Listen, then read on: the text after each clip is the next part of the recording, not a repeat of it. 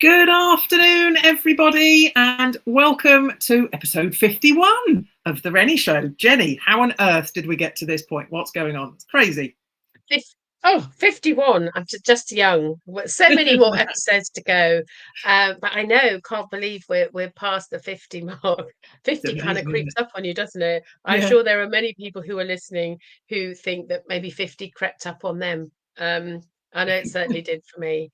So yes, and 60. But there you go. We are very pleased to be here, and it's Yeah. lovely to see you, Rachel. We've had a brief hiatus. We Um, have. um, Yes, we have. so but we're back on track, albeit a little bit late. We're back on track, and here we are, um, um, ready and willing and able to go. Absolutely. The joys of live broadcast, but we're, as they say, better late than never. So it's all good, isn't it? It's all good. So if you're listening, then thank you for being with us. And don't forget, please make comments or get in touch with us afterwards. We love to know what your responses are to the questions that we ask each other. We've got a new listener, who Jenny and I were talking about just now, who said she kind of answers the questions in her head as we're going along, which I think is brilliant. If we're inspiring some thought from listeners as we go along, then all to the good. That's exactly what we're here for. So let's get going then. So my first question for you today, Jenny, is how do you cope with thinking you've offended someone? And I asked this question because there's been a couple of occasions recently where I've thought, have I put my size 11s in it here? Have I sort of said the wrong thing and maybe offended someone? So I'm interested on your thoughts on how you cope with that. Size 12, isn't it? Oh, size 11 Your for size me. 12. Size Size 11. 11. So just checking. Just checking. Either way, stupidly big. So I think there are two things that immediately spring to mind. So the first thing about thinking that you offended somebody is we're making a lot of assumptions, aren't we? So do we know we've offended somebody because we've spoken out of turn, or we've perhaps offered feedback or advice when it wasn't asked for? That's a really neat trick to avoid if you can, because so often especially for those of us who are helpy type people, it can be really easy to inadvertently offer help when it wasn't asked for, offer feedback when it wasn't required. And so it's thinking about, if I think that I have accidentally offended somebody, is it first, always start with you, isn't it? Start with me, look in the mirror and go, did I, when they were chatting, when we were having a conversation, what did I do that makes me think that I might have offended them? Because when we're working on assumptions, we don't know. No. And my second part is that always, if you think you've offended somebody, hold your hand up, and go to the source, go to that person and say, I think I might have put my foot in it. If I have offended you, I apologize. And remember that we've had conversations before, haven't we, about if sorry and but are in the same sentence, it's not an apology. The but cancels out the sorry. So I'm sorry, but I was only trying to help. No, don't do that. I'm sorry if I have offended you. It was unintentional. If I have offended you, I apologize. And they will either say, actually, yeah, you did. And what I was offended by was, I was telling you something and you didn't listen, or whatever it was that you did. We all are guilty of those things, aren't we? So own it. Own what you've done or not done. And if you have offended somebody, you apologize wholeheartedly, and you ask them what you can, how you can make amends. And that would be my answer. Yeah, absolutely. And it's not going to surprise anyone to know that I'm very much on the same page, because that's the thought process that I went through. Is, what was what I said asked for? Was it relevant? Was it asked for? And you could kind of view that in a couple of different ways. And then I thought, my thought process about making these comments was that I was coming from a place of trying to help and trying to add something to the conversation, which of course, when it's written communication, in a group, there's always the chance that something gets lost in translation, because you mean one thing, but it might come across in a different way to someone else. And I have to say, the most recent one that happened, I felt terrible. I kind of had a knot in my stomach, worrying about whether I had caused offence. And I went and reread my message a number of times and tried to unpick, what could that potentially have been offensive? Did I need to make that comment? And part of me thought, well, maybe I didn't need to make that comment, but I can't do anything about that now. I've made the comment, so it's there in black and white, So I did make the decision to go to the source and just say, look, I'm mortified at the thought I may have caused you offence. So if I have caused you offence, I am really sorry. That wasn't my intent at all. And the responses that came back were really heartwarming, because it was a case of, oh, don't worry, you didn't cause any offence, it's fine. I was, one of the responses, well, I was worried I'd offended you. No. It's all, it's I suppose this is, underneath it all, this is ego protecting us, isn't it? We don't want to think that someone thinks badly of us, and we want our communications to be well received, and we want to be liked, and all those things. And so ego pops up to try and, well, help or hinder, whichever way you look at it. And I think we do, sometimes the need to be right. So when you feel very passionately about something, or as you said, you feel that you can really help somebody. The tendency, we all have them, the tendency to do it, whether they've asked for it or not. And I think one of the things that I've learned to do over the years is, I have some thoughts. Would you like me to share them? Or, are you ready? Because sometimes people aren't ready to hear. Sometimes just them talking out loud means that they can process it themselves, and they don't need us to fix it. Sometimes people don't want to have a solution. They want to just have the space to kind of, sit with it or whatever. So it's also asking, what would you like from me? Is it just support? Is it just to listen? Do you want some ideas? Do you want my thoughts? All of those, which just shows you, doesn't it, how tricky communication can be. And it's not just what you say, it's how you say it, it's when you say it. There's so many things to think about. It's a wonder we ever talk at all. I know. Not going to say anything. And I don't want, that's the last thing you want, isn't it? That people are so busy thinking and filtering before they say anything, that we don't have a natural conversation. But it's just those things that the more you practice doing it and think it, the more self-aware you are, and the more that you can recognize where you're coming from. Are you in helper mode? Are you unintentionally making them a victim when they don't need to be?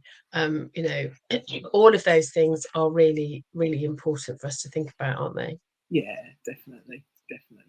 Love that. Brilliant. Thank you. So what's your first question for me then? So my first question for you, it was obviously, people who follow me on LinkedIn know that I do a weekly Tunes Day on a Tuesday. Yes, I always look forward to Tuesday. Well, it wasn't Shania yesterday, but my question is kind of linked to her, because it's, what's your favourite thing about being a woman? Is my question. Ooh, wow. Wow. Okay. That's a goodness. Quite a question, isn't it? And the rationale behind my question is that often we focus, don't we, on all the things that are hard about being a woman. You know, Yes. we do talk a lot, and I'm not saying we shouldn't, but we talk a lot about why it's hard or why it's complicated and all of those things. Yeah. So I just thought, it's a beautiful day, and I thought, you know, what's the best thing for you about being a woman? Or your favorite thing. That's, yeah, your favorite thing. I think the gut response to that is being a mum and having the capability to reproduce and, you know, make human beings. You know, there was a time, well, for many years I didn't think I was going to be able to. So when I was then able to have children, to conceive and to bear children, that was just the most magic thing in the world. And, you know, with all the things that we do or could moan about in terms of being a woman and, you know, being a parent or all those different things, just the very fact that we can create a human being is just incredible. I mean, you know, we hear about miracles. To me, that feels like a miracle. It feels amazing. And, you know, once you've then given birth, I don't know about you and about other people, you know, we'd love to know what you think, listeners. I felt so empowered after giving birth the first time. I felt, right, well, I can take on the world and achieve anything now. And that's just one of the amazing things about being able to have children. Now, of course, that's tempered with the fact that that's not the case for everybody. Not everyone wants to bear children. Not everyone can, and that's obviously a very potentially difficult thing for some people, you know. And I really do empathize with that, because for many years I didn't think I could. I didn't think I was able to. So I thought I was living as someone who probably couldn't ever have their own children. So I do have a level of empathy for what's going on for people who can't put themselves in that position, albeit, you know, I don't understand fully because I'm not in that position. So it's not my lived experience. But I just think the very fact that we can, as a race, that we can do that is incredible. And for me personally, it's just been a really empowering thing. And, you know, I mean, you know me, I'm all for empowerment. That's kind of what I live for, helping people to empower themselves. So, you know, whatever empowerment looks like for you, you know, it's different for everyone. But that's definitely one thing for me that has been very empowering. So yeah, being a mum. Fabulous. So I'm about, or in the process of moving house, which is a relatively recent development in my life, and as such, I have been starting the great sort out. Oh, yikes! Of all my rubbish. But one of the things I have in my possession is an original copy of Mrs. Beeton's cookbook. Wow. And every now and then I look through it. Actually, I don't think it's the original, but it's old. It was my ex-husband's great grandmother's, so it's, or a grandmother's, so it was Wow. old. Okay. But one of the things it does, it's obviously it's good housekeeping. So every now and then, if I'm ever feeling like my you know, I kind of don't have the choices that I think I should have, then I go and read it. And I was just flicking Yeah. through it the other day, and it was hilarious.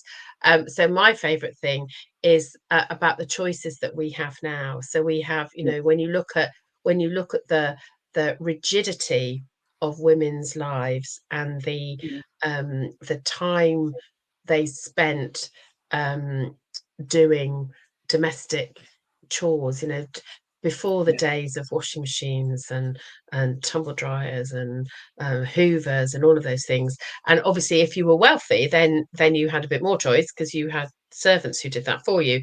But the sheer weight of the chores that people had to do. So my favorite thing now is that we, everything's so quick, isn't it? I got up this morning, I hoovered around quick, I threw some stuff in the washing machine, I hung it out on the line, and the speed of it is really fast. Yeah. And that I can work from home, I can see my children, I can, we've got so many. Sometimes it's easy, when we're talking about glass ceilings, and all Yeah. of which need to be talked about. But it's sometimes easy to forget how far we've come. I know we've got a long way to True. go, Yeah. but sometimes it's easy to forget how far we've come and how many time-saving gadgets that we have. Air fryers, who knew? And I got some things. What did I get? I got something from the it's Scampi. I got Scampi Yeah. from the Tavern My Tea the other night, and it Okay. actually had air fryer instructions. So it used to just say oven, didn't it? And then it Yeah. said So oven and microwave, and really now it cool too. says oven, microwave, air fryer. So I've got air fryer instructions. So that was one of my. I thought, gosh, isn't it great? We've got all this choice. Yeah. We've got more choice than we've ever had. And sometimes just to appreciate that I don't have to take my washing, boil water in a vat and then put it in a Yeah. washing thing and mangle it Like, and all of those, yeah. all of those things that we had to do in the olden days. And I can wear dresses with pockets. I love a dress with a pocket. Oh, me too. Um, Me too. Everybody loves dresses with pockets, don't they? It's a joyous thing, and I'm not suggesting that other people can't wear dresses with pockets, but it's for me. It was about, my favorite thing is about the choices that Yeah. we now have that we didn't, and sometimes it's really good to appreciate those additional choices that we have that we didn't have back in the day. Yeah, and which quite frankly we can often take for granted. I think Yeah, is probably the message here. We do. It's easy, really easy to forget how far we've come and how much choice there is now. So yeah, I absolutely love that. That's brilliant. Great question. That's got me really thinking now. I love that. Okay, so my next question for you then, Jenny. This is inspired by something that's currently sitting on my windowsill in the kitchen. Are you green fingered? oh no. No, and my grandmother was green fingered. She could grow anything. She was one of those people who could propagate plants. She'd get a leaf and she'd stick it in some magical. I'm sure it wasn't magical, but I thought it Yeah, was as a I know what charm. you mean though. And then suddenly she'd have a plant. She was so green fingered. My grandma, she was brilliant. And my Mark, is my middle son is can grow things. I'm really good with people. I love people. I'm really good with people. Plants, not so much.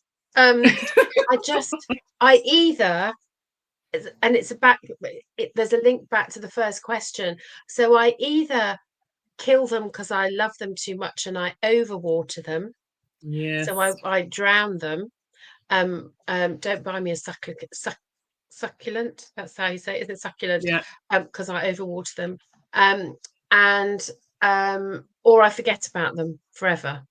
Yeah. And suddenly they've gone brown. And don't look very well. And so no. I wish I was green fingered. I love plants, and I have very few. I have a spider plant in my kitchen, Ooh. um, because my sister said it was unkillable. Um, and Famous last words. it's not my favorite plant, but I haven't killed it yet. So Okay, well it's that's survived progress. quite a long time. I'm better in the garden. I'm better, slightly better. But yeah, no, I'm not green Yeah, fingered. I wish I was. yeah. Um, but yeah, no, I'm not naturally green fingered at all.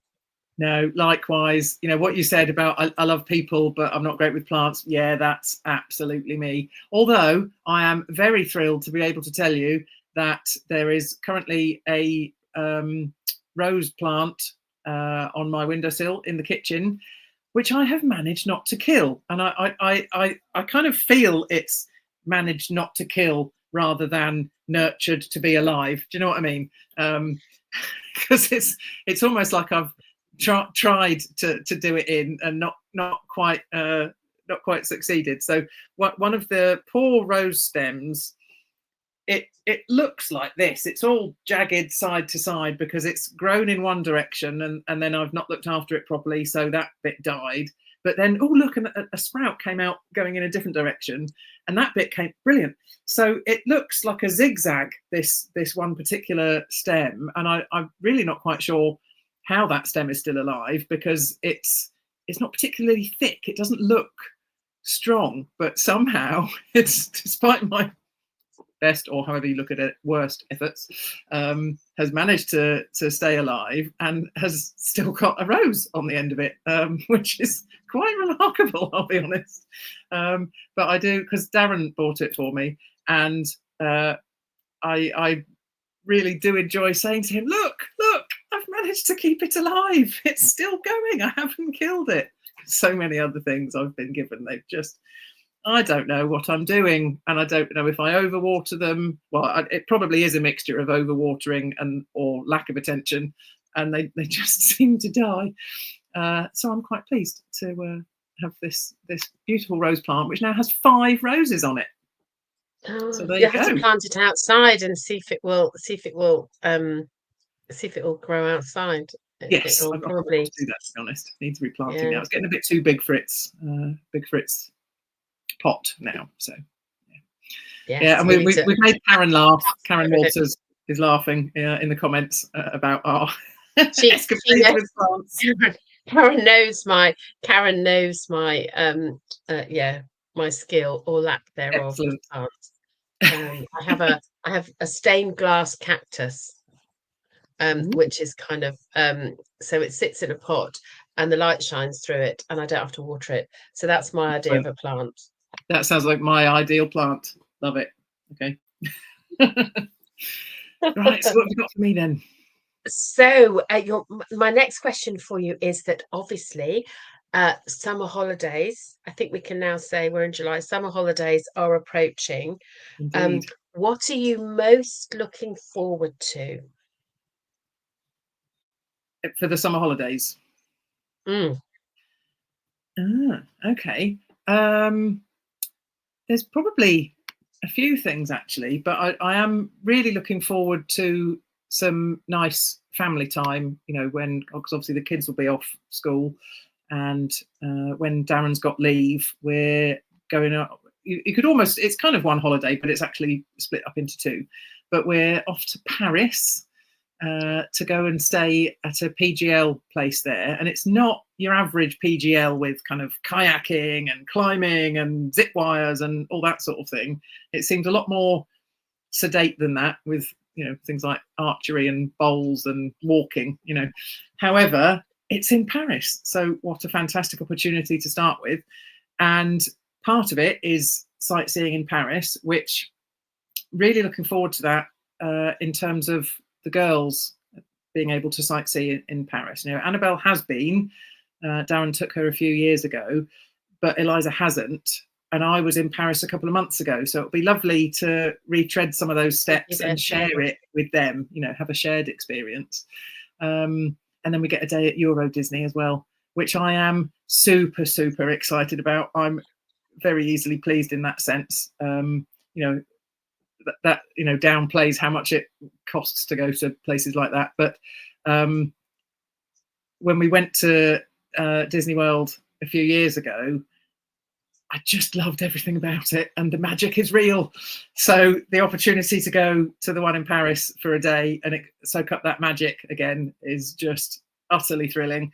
And then we come back and we're going camping in the Lake District, which would be really nice, because what a lovely place that is. And whereabouts are you going in the Lake District? Oh, that's a very good question. I can't remember what it's called. We're going specifically because Darren and our youngest will be doing a weekend of qualification diving for their PADI open water diver qualification.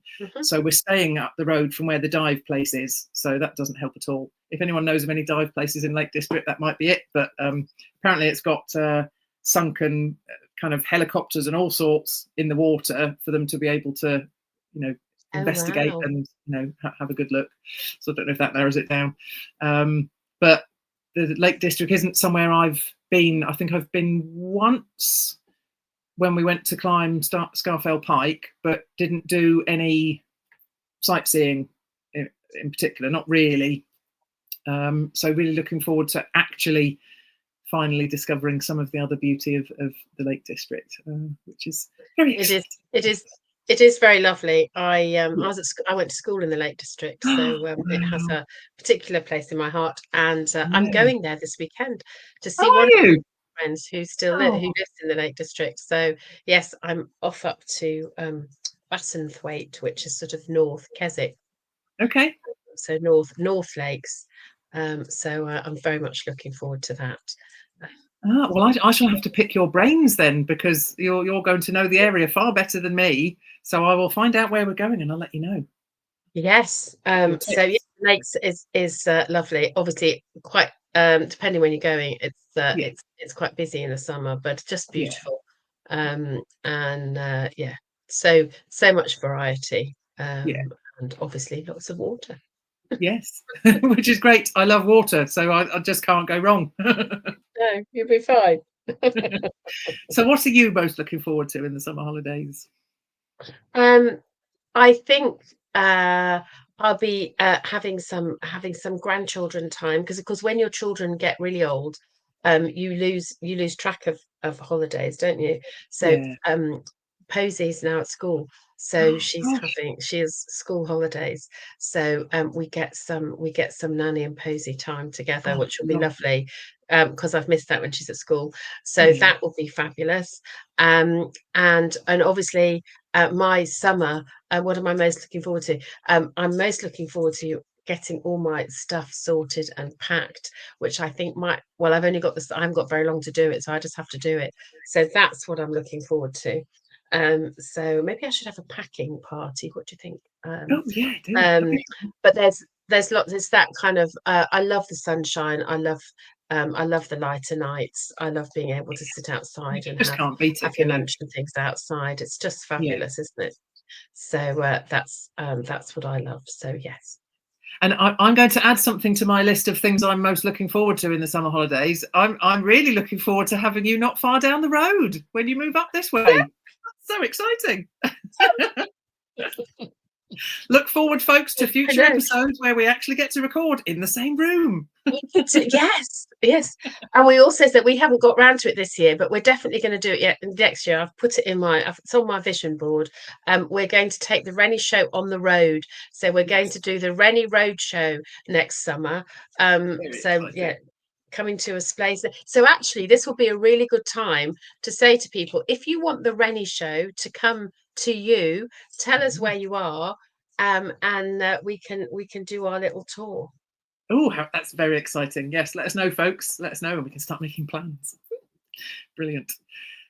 Okay, so my last question for you, and this is kind of based on what it is based on. Last night, Darren and I went to see our youngest in her year 6 play at school. And I'm completely biased, but she was wonderful and really funny. It was great to watch. A really good play. And she played a fantastic role, Sheriff of Nottingham. And I was talking to one of the other parents afterwards about how wonderful it is that all these kids, I mean, they're all, kind of 10 and 11, and they just get up on the stage and they just perform. Some of them are clearly more comfortable with it than others, but they're all so brave. They just do it. They maybe don't even think too hard about it. I don't know, but they just get up there and they just do it.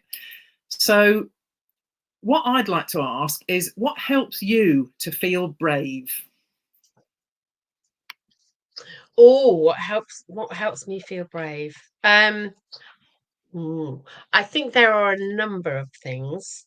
So the first thing is clarity.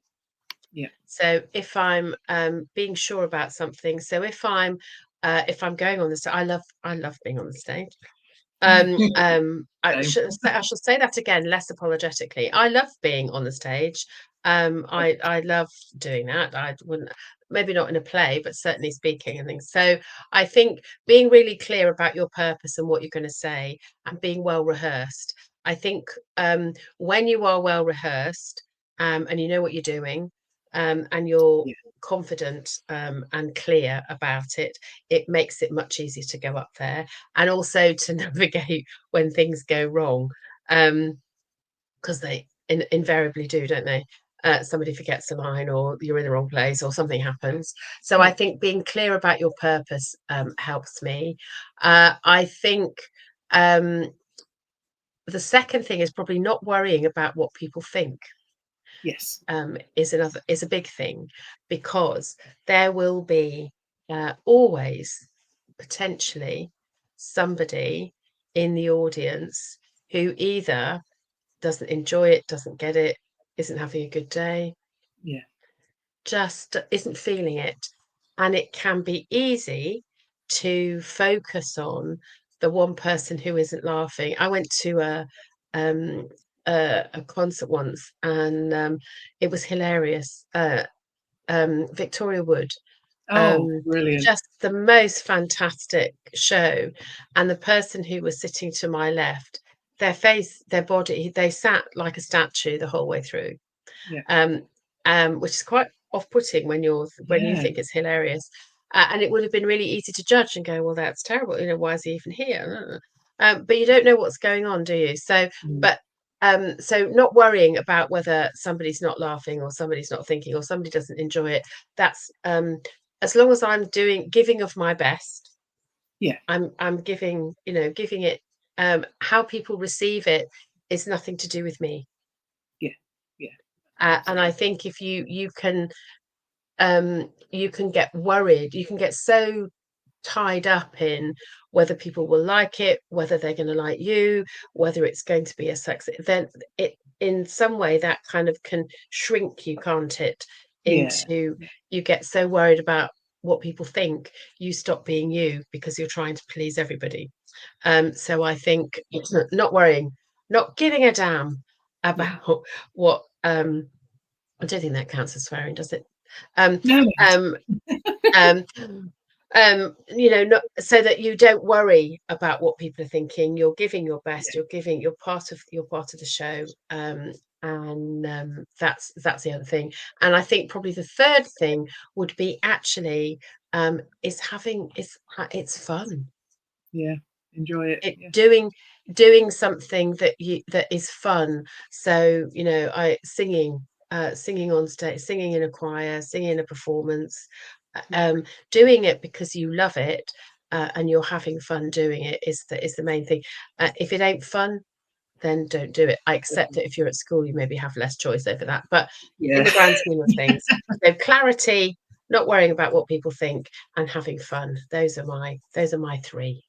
Brilliant. I absolutely love that. And the thing that I would add, I think it's kind of an extension, or a slightly different way of looking at the not caring what people think, is thinking to yourself, people actually want you to do well. When you're up on a stage, whether you're performing in a play or a concert of some kind or a variety show, if you're speaking at an event, whatever it is, there's so many different ways of performing. But the people sat in the audience, whatever they think about however good you are or anything else, as you've just said, forget that. That's nothing to do with you. That's a them thing. But fundamentally, they want you to do well. They want to be entertained. They're there for a reason, and they want you to do well. Generally speaking, people aren't looking for a trapdoor to make you fall in and make it horrible for you. People want you to do well, and I think thinking that helped me to, and does still help me to, overcome some of the nerves in terms of getting up and speaking, because people, at the fundamental level, generally do want you to do well and to succeed. So yeah. Great point. Yeah, they're on your side. Yeah. Absolutely, Yeah. absolutely brilliant. Yeah. And actually, I think my my last question is kind of linked. Ooh, funny How often that. does that happen? we've done it again. So my last question is, what are your top tips? And you can have more than one if you want. For people who are having a tough time right now, because there's always somebody, isn't there? Yeah. There's always somebody who is going through it, and having a tough time, even when the sun shines, or other people are celebrating. There's always somebody who's having a tough day. So, what are your top tips? Oh goodness. Okay, so I think, I mean, I suppose I'm putting myself into the scenario right now of some of the things I know that are going on for other people that are difficult and challenging. And I suppose the biggest thing for me, and I know this doesn't always apply to everyone, but is to communicate about it in some way, in whichever way works for you. I know not everyone is a talker, and that's absolutely fine. But for me, the ability to talk to someone and realize that you're not on your own. Obviously it's perhaps ideal to speak to someone who's been through something similar, because the level of empathy, they will understand at a far deeper level what you're actually going through. That might not always be possible though, but for me it's huge to try and stay feeling connected, because when times are tough, I think a lot of us might have a natural tendency to retreat and think, well, I've just got to get through this, and got to get through it, but I'm not going to bother anyone because everyone's got their own stuff, and we can. It's easy to shrink ourselves when things are tough, but even just the act of sharing it with someone and them saying, "Wow, I didn't know you felt like that," and them acknowledging that it's okay that you feel like that, it gives you some reassurance that, okay, A, maybe I'm not on my own, and B, maybe I'm not going crazy. Maybe the situation I'm in, maybe I deserve to give myself some time and space to deal with it, and time and space to cry, time and space to grieve, whatever it happens to be, because there are some horrendous things that life throws at us.